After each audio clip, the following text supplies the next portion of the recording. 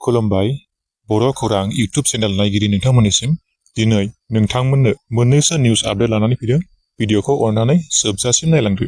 दिनैनि खौराङाव दङ, नोंथाङाबो दायना दायनि एबा खोमसि फोथायनायखौ फोथायो नामा? नाथाय बे खेबनिफ्राय सांग्रां जादो। दायना दायनि एबा खोमसि फोथायग्रा सुबुंफोरा जोबथेसालियाव थानांगोन। लोमजानाय साजानाय समाव नोंथाङा डक्टरनाव थाङालासे अजाफोरनाव एबा नायखांग्रानि खाथियाव थाङो नामा? खोमसि फोथायनायखौ लानानै जोंनि गेजेराव माखासे गुलाय गुजाय सोमजिनायखौ नुनो मोनदों। बेखौ नोजोर होनानै सरकारा खोमसि फोथायनायनि सायाव गोख्रों आयेन फोसावनानै होनो थांखि लादों। खोमसि फोथायनायनि गेजेरजों फाहामथाय लाग्राफोरखौ बे खेबनिफ्राय सरकारा गोख्रों साजा होनो थांखि लादों आरो बेजों लोगोसे नायखांग्रा एबा अजाफोरखौबो साजा होनो थांखि लादों। सरकारा खोमसि फोथायनायनि गेजेरजों फाहामथाय होनायनि सायाव गोबां बिबांनि रां लागोन, बेखौ जोबथेसालियाव दोननो थांखि लादों। सरकारा थांनाय माखासे सानफोराव नायखांग्रा एबा अजाफोरनि बुंनाय बाथ्राफोरखौ मानिनानै सरासनस्रा सुबुंनि गेजेराव दायना दायनि फोथायनाया बांबोदों आरो माब्लाबा समाव सरासनस्रा सुबुङा दायना दायनि साजायनानैबो बुथारजानो गोनां जादों। बेखौ नोजोर होनानै आसाम सरकारा खोमसि फोथायनायनि सायाव गोख्रों राहा लानो थांखि लाबाय। उदालगुरि जिल्ला माजबाद पुलिसआ माजबादआव 40 लाख रांनिबो बांसिन बेसेननि गान्जा बोखांनो हादों। अरुणाचल प्रदेश रायजोनिफ्राय सानफ्रोमबो लाख लाख रांनि गान्जानि फालांगिया सोलिगासिनो। पुलिस बिफाना आयेन बेरेखायै फालांगिनि हेंथायै सानफ्रोमबो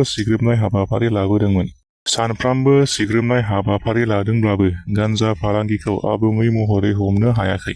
थांनाय समफोरनि बादि गान्जा फालांगिनि हेंथायै सिग्रोमनानै हमनो हादों लाख लाख रांनि गान्जा।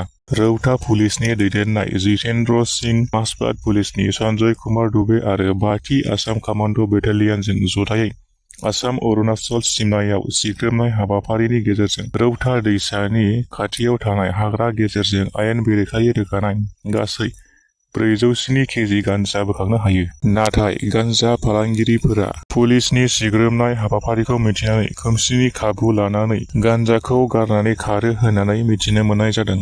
कक्राझार जिल्लानि गसाइगाव, बालागाव, दरंपुर गामिनि गासै गं 75 नखरफोरा इउपिपिएलआव जयनिं जाफैदों होनना खौरां मोन्दों। फैगौ लकसभा बिसायख'थिखौ नोजोर होनानै राजखान्थि हान्जानि दैदेनगिरिफोरा गाव गावनि राजखान्थि हान्जाखौ गोख्रों खालामनो साखाफारा जानायखौ जों नुनो मोनबोबाय थादों। थिग बिदिनो थांनाय रबिबाराव इउपिपिएलनि प्रमद बर' दैदेननाय सरकारखौ मोजां मोननानै गसाइगाव महकुमानि बालागाव दरंपुर गामिनि गं 75 नखरफोरा इउपिपिएल दोलोखौ मदद खालामनो थाखाय इउपिपिएल दोलोआव जयनिं जाफैदों होनना खौरां मोननाय जादों। बिथांमोना फोरमायना होनाय बादिब्ला थांनाय 17 बोसोराव बिपिएफ सरकारनि समाव सरकारनि सुबिदाफोरखौ मोननो हायाखै, जेरै लामा, दालां, मोब्लिब, लोंग्रा दै बायदि बायदि जेंनाजों भुगिनांनो गोनां जादोंमोन। बेनिखायनो बेफोर जेंनाजों उदां मोननो थाखाय आरो दानि इउपिपिएल सरकारखौ बेफोर जेंनाखौ मावफुंनानै होगोनखौ मिजिं थिनानै गामि नाङै इउपिपिएल दोलोखौ मदद होनो ओंखारबोदों होनना फोरमायना होदों।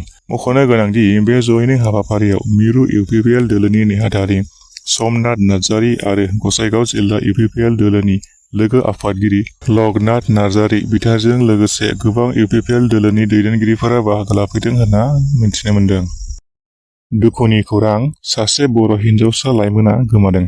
तामुलपुर थानानि सिङाव थानाय खसुबारि गामिनि थागिबि राजिब बसुमतारी आरो सिता बसुमतारीनि फिसाजो प्रिया बसुमतारीया थांनाय 5 अक्ट'निफ्रायनो गोमाना दं। नखरनिफ्राय मिथिहोनाय बायदिब्ला खलबारि गोजौ फरायसालियाव 9 थाखोनि आनजाद होनो होनना ओंखारबोनायनिफ्रायनो दिनैसिम न'आव सौहैफिनाखै। जुदि सोरबाफोर नुयोब्ला एबा खौरां मोनोब्ला 6900901456 जानबुं नम्बराव खौरां हरनो खावलायदों। नखरनिफ्राय बाक्सा जिल्लानि बरमाथानि सिङाव थानाय मथाथुलि गामिनि बाबुला रामसियारिनि सायाव गामिनि माखासे सुबुंफोरनि नाख्रेबनायनि अजद।